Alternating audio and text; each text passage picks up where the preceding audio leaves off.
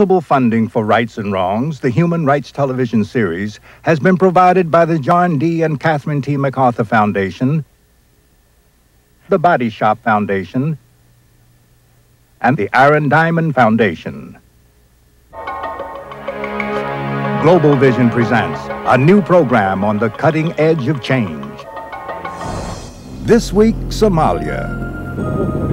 It's been 4 months since U.S. forces landed here. Now they are preparing their departure. There is no such a thing as a quick fix. The idea that the UN can go in for 6 months or 9 months and 1 year and then put the country back on its feet and leave, I think, is a non-starter. What is right and what is wrong about humanitarian intervention? We'll have a report. In Zaire, as President Mobutu fights for political survival, the army is uncontrollable. Citizens are at risk. We will profile one man with the courage to stand up for justice. All this and reports from southern Iraq to Tajikistan as we cover the world of human rights on this week's edition of Rights and Wrongs. Reporting from Somalia, Charlene Hunter-Gault. Greetings from Mogadishu, Somalia. Our focus today will be on Africa, a continent almost always in the shadows, illuminated almost always in its pain, its wars, starvation, debt. And yet Africa is a giant-sized continent with diverse cultures from Cairo to Cape Town. And across that continent, new voices are arising out of those cultures, calling for democracy and human rights. Like freedom-loving people everywhere, they deserve a hand and a hearing. I'm Charlene Hunter-Gault, and this is Rights and Wrongs.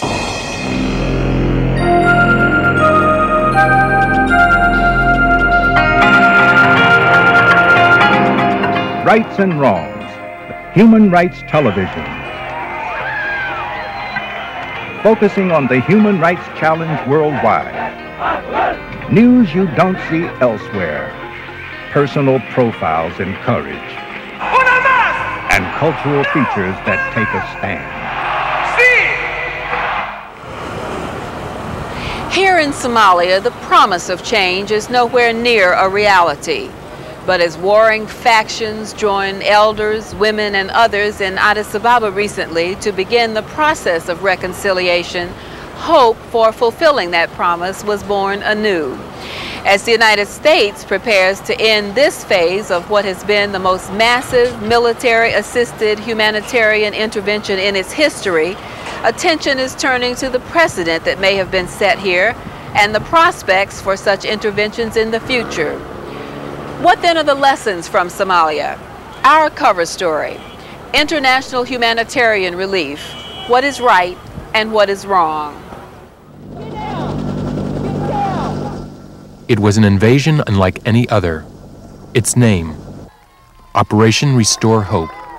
Its mission, to guarantee food and security to Somalia through humanitarian intervention. Its cost, nearly $1 billion. Conducted under the auspices of the United Nations, the U.S. operation was precipitated by a devastating famine, the breakdown of the central government, and years of fighting between rival warlords. As a result, more than 350,000 Somalis, mostly women and children, have starved to death, and more than 5 million have been displaced. Jan Eliasson is the Undersecretary General for Humanitarian Affairs at the UN. I was one of those who saw those people dying. I was in Somalia myself. And there was a need for a new approach. There was a need, unfortunately, for a military component to protect our relief operations. U.S. Marine Colonel Kevin Kennedy is the chief liaison between the military and the humanitarian community in Somalia. He discussed Operation Restore Hope with Charlene Hunter-Gault at UN headquarters in Mogadishu. Do you see this as setting a precedent, as being the kind of wave of the future in terms of the way in which the military are going to be used? You know, my personal opinion is yes, we'll see more military involvement. It certainly is an option now for the Commander-in-Chief and for planners and policymakers to consider when they look at a problem in the world. Get out! Get out! This new approach of using military power for humanitarian reasons has been endorsed by many in the human rights community. Deputy Director of Human Rights Watch, Kenneth Roth. In the case of Somalia, force was absolutely necessary in order to effectively deliver humanitarian aid. People were dying in huge numbers, and efforts to negotiate the consent of the warlords to the delivery of humanitarian aid were failing miserably. There was simply no choice left but for the international community to respond with force. It is never the role of a human rights organizations to be advocating the use of force. Rakia Omar, a Somali activist, says she was dismissed as director of Africa Watch for opposing U.S. military intervention. There is no such thing as a purely humanitarian intervention or invasion. Wherever there is a humanitarian crisis, it is the result of a long-term political crisis, and dealing with it by sending troops to deliver the food is simply a way of making us here feel better. We are doing something, and it's just a bandage mentality. But in Somalia, a former critic of military intervention now supports the idea. Willett Weeks of Save the Children. I hate, in a way, hate to say it as a person who works for a humanitarian organization, but given how well it seems to have worked here in Somalia, thanks to the really great efforts of the American troops in particular, I think we can say that it's something that can be made to work under the right circumstances. Ironically, distributing food to starving Somalis has created new problems. We found that so often the bulk of the food aid arrives in the country just as the worst of the famine is subsiding. And when that starts to happen, then you start flooding the country with food. That creates dependency, and that can also really hurt communities that are trying to produce food, such as those here in Somalia. Food distribution is just one area where Somalian independence is being compromised, according to Rakia Omar. Somali views are simply being ignored by the US, by the UN, and largely also by the relief organizations, which are together Somalia's de facto government. It's all of a sudden everybody said, oh, all Somalis are hopeless. We have to come save them. Well, the reality was that there were a lot of Somalis that had been doing things on the ground for a long time while nobody was willing to support them.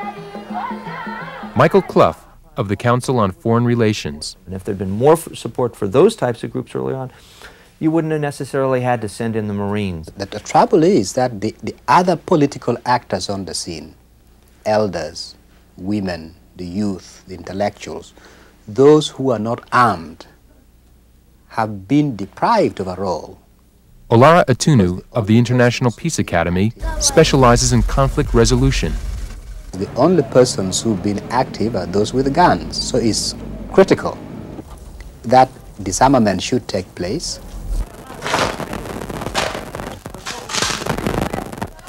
After 4 months of U.S. efforts to disarm Somalia's warring factions, security is still a concern. Chairman of the U.S. Joint Chiefs of Staff, General Colin Powell, stated during a recent visit to Mogadishu, "It's not perfect. There are still problems and incidents that take place." In a few weeks, the UN will take command of the remaining U.S. forces in Somalia. UN-sponsored peace talks have resulted in a tentative accord among Somali factions. Somali journalist Ali Musa. Everybody was talking about how to get power and how to achieve some interest for his clan. And there was no mutual respect of human rights, and I was not able to understand that some of them wants to talk about the Universal Declaration of Human Rights, and especially the human rights of Somali people. The UN has a responsibility not only to be the neutral diplomat among warring factions, but also to stand for something. And in my view, what it must stand for, among other things, is respect for human rights. For that to be meaningful, it must establish the principle that those who have committed gross human rights abuses, those who are responsible for the starvation of tens of thousands, do not have a role to play in Somalia's future. The people with whom you are negotiating, the leaders of the factions, are by and large the ones who are responsible for the atrocities and the suffering. But to make peace, to end the conflict, you need to deal with them. You need their cooperation. They must collaborate. They must agree with any settlement. I would not be surprised to see the situation where the international community decides the easiest way to get out is to basically put in power the people who created the mess in the first place. Somalia may be just the first of the UN's new post-Cold War humanitarian interventions.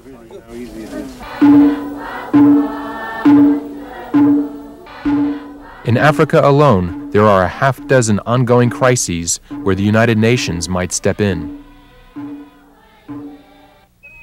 In southern Sudan, a 10-year civil war has left millions of people displaced. Last year alone, more than 60,000 people died from famine, fighting, and a disease named Kala-Azar. And the reports that you can read from the United Nations when they've gone and done surveys are horrifying. And they're the same as in Somalia. There's no children left, and the adults are severely malnourished. In Rwanda, thousands of civilians have died during internal clashes. 1 million people out of a population of 7 million have been displaced without shelter at the height of the rainy season. In Liberia, 1/3 of the population has fled the country since civil war erupted 3.5 years ago. With Angola, Mozambique, and Zaire also in crisis, UN officials feel overwhelmed. Sometimes I feel like the little Dutch boy in the dike with not enough fingers to put in the holes, knowing that there is an ocean on the other side pressing. We are asked to play a role in so many new areas, and the possibilities for us to do everything that we must do and are being more and more limited. I think the real lesson of Somalia is a little bit of intervention early on would have eliminated the need for this massive intervention later. The problem with the United States is it alternates between benign neglect and hyper-intervention. And there's no happy medium. There is no such a thing as a quick fix, which is much more for the cameras in the West than it is with a desire to help Somalia get back on its feet. There are absolutely no quick fixes on any front. It is critically important that wherever the UN is going to get engaged, it takes a very long-term view. If it can't deliver on the long term, then I think it should not raise people's hopes and then leave them even more bitter and disappointed than before. The international community cannot be, least of all the United Nations, the organ for setting right in every part of the world what goes wrong within a state. It must be an extreme situation and done with a certain clarity of vision as to purpose, the objectives to be achieved, and how to achieve them. Information is power. You get a bunch of video cameras out there in some of these places, get this stuff on film, and the governments can't hide anymore. Each week, Rights and Wrongs will cover pressing human rights concerns from all over the world. Camcorder video has continued to arrive at our New York offices, most of it from remote locations and never seen before. We begin this week with a report on the refugee crisis in the former Soviet Republic of Tajikistan. There has been virtually no Western news coverage of a brutal civil war that is devastating the poorest of the former Soviet republics in Central Asia. Already, 500,000 refugees, victims of ethnic rivalries and religious persecution, have fled to neighboring countries. The government, still in communist hands, is accused of victimizing Muslims who want democracy. This footage was shot by the French medical relief and human rights group Doctors Without Borders. With growing food shortages, they are calling for international relief. These home video images were secretly shot in Iraq's southern marshes. They provide a first look at the devastating results of Saddam Hussein's drive to wipe out the area that is home to the Shia population who oppose his regime. Andrew Whitley of Middle East Watch uncovered evidence in military documents of the Iraqi government strategy. This particular document makes clear that there is a long-term plan. They make it clear themselves. They talk about the long-term principles of economic siege of the Marsh Arabs. It also says that the principles of removing of people from the marsh areas to dry land should be implemented. It talks about using aircraft and helicopters to support ground actions in the marshes area. It talks about burning of people's houses. It talks about principles of sabotage. It talks about denying them medical treatment. Dr. Saheb al-Hakim, Secretary General of the Organization of Human Rights in Iraq, provides an alarming eyewitness account. The situation is very, very bad. The people are under heavy bombardment by artillery, by tanks. Their existence is threatened because Saddam Hussein is drying the area, and as I said, they are depending on water, on everything on their life. Human rights organizations have appealed to the United Nations Security Council to pass a resolution demanding that Iraq halt its human rights violations and the draining of the marshes. And then it happened. Suddenly, without warning, the soldiers opened fire. This is what a massacre looks like. This one took place last fall in Bisho, in the South African homeland of Ciskei. One of the organizers of the peaceful march for political rights was also met with gunfire on that occasion. He survived. This year, his luck ran out. He was assassinated outside his home by a man with ties to the neo-Nazi group, the AWB. A leader of the African National Congress and the Communist Party, he was by all reports second only to Nelson Mandela in popularity among black South Africans. His name, Chris Hani, and Globalvision spoke with him when he visited New York in 1991. In our view, this violence is condoned by the state. So why should you begin now to relax when actually you should be tightening up and actually pressurizing the regime to move as quickly as possible? We in the African National Congress feel that the time has not yet come to relax the pressure on the regime in Pretoria, because we are not going to accept a situation where we are not given our freedom.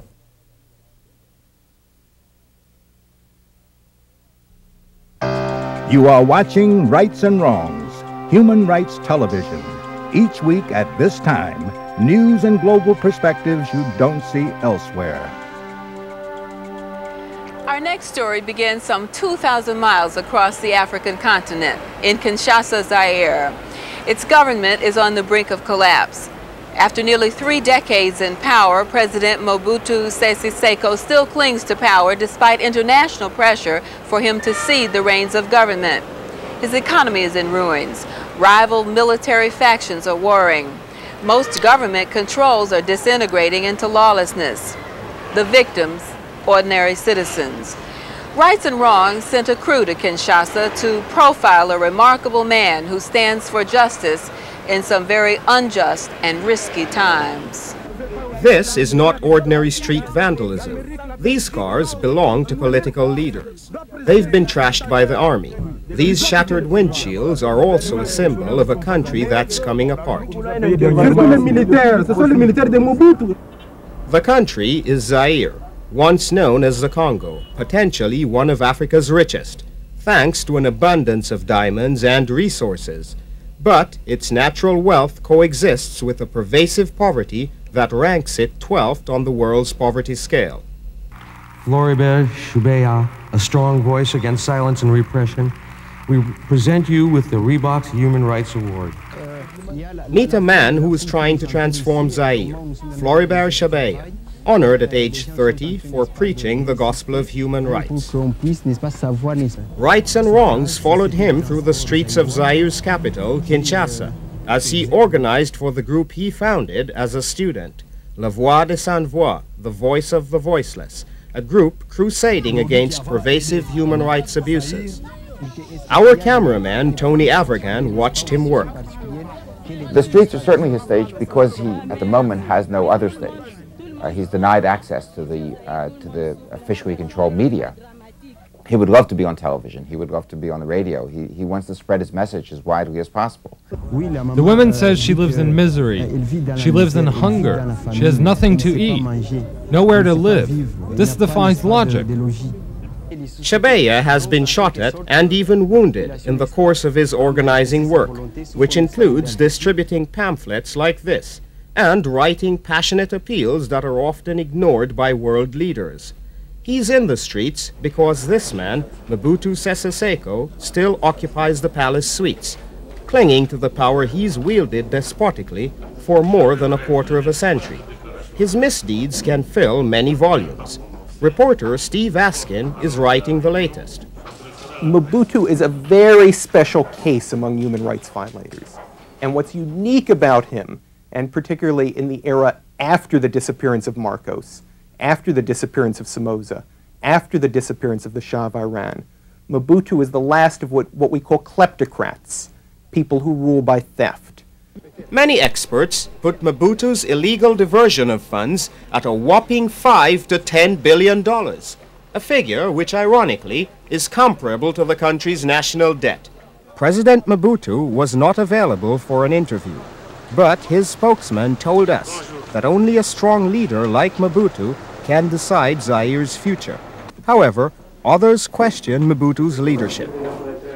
Zairean politician George Nvangola Natalaja knows Mobutu well.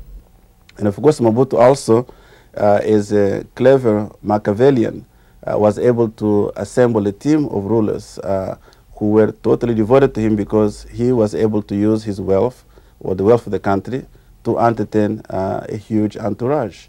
Human rights groups describe Zaire as a place with few civil liberties, where opposition has been suppressed for years, where torture and detention without trial are common, where the security police has little regard for ordinary citizens.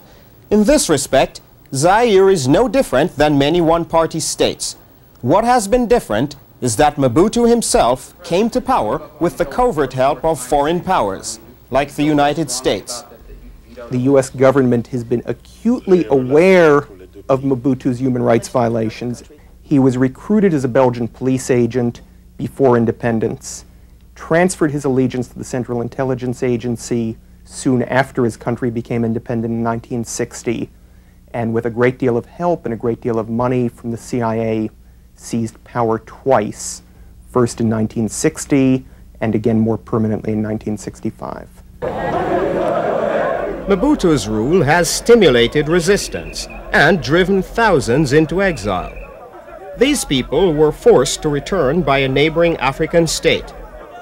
Others lost their lives. In May 1990, 150 students at Lubumbashi University were massacred by Mobutu's elite strike units, some bayoneted to death in their beds. Muk Babahu was a student. Mobutu still wants, an authoritarian regime where he is the only person who can decide on life or death of any citizen of Zaire. Our Rights and Wrongs team found that outside observers are not welcome. Soldiers arrested them twice. They watched the military beat a man in custody. Right in front of us, they took off his belt, which was about 3 or 4 inches wide, and had big metal studs all over it, and began whipping him with the belt, and whipped him so badly that his back was full of welts and bleeding, and he was screaming and crying, and they stopped after 20 or 30 minutes only because the belt broke. Arbitrary brutality seems to be increasing as the economy goes into a tailspin. The currency is practically worthless. Every time I lifted the camera onto my shoulders, large crowds would gather, waving money in the air and saying, "We have lots of money," and then pointing to their stomachs and saying, "But nothing to eat." In Washington, where government support helped keep Mobutu in power, there are now voices calling for him to step down. It seems to me our nation ought to be coming down a little more firmly, more clearly, that we believe it is time for President Mobutu to step aside. Foreign pressure may help, but ultimately, Zaireans, people like Shabeya, will have to transform their own country. We want another president. No, Mr. Mobutu. No, Mr. Mobutu. Each week, Rights and Wrongs spotlights human rights issues worldwide, from the jungles of Brazil to Sarajevo. We'll examine the case for a war crimes prosecution patterned after the Nuremberg Tribunal. For the first time, criminal war leaders are being judged by an international court, by mankind. Rights and Wrongs won't ignore the United States either, from policies towards the people of Haiti to the treatment of the indigenous residents of Hawaii. The Panama Deception. These images are from this year's Oscar-winning documentary that no television network will air. I don't know how I don't know how Americans can be so stupid to believe this. We'll air some excerpts as we report on the controversy. And we'll be offering cultural features too. From the music of Sui Zhan, the Bob Dylan of China, to an all-star video featuring Croatian-American Nenad Bach, which offers a musical challenge to human rights abuse by asking the question, can we go higher? Well, that's our program for this week. We'll be back next week. From Mogadishu, Somalia, for Rights and Wrongs, I'm Charlene Hunter-Gault.